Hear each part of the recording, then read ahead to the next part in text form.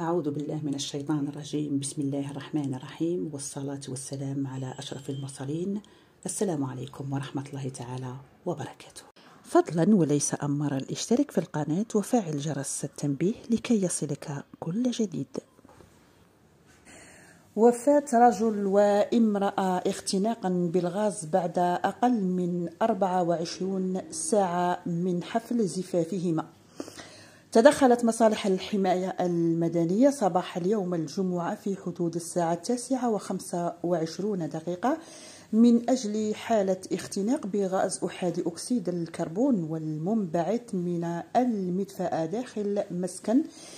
الحادث وقع بقرية زيارة ببلدية تاقديت بولاية البويرة.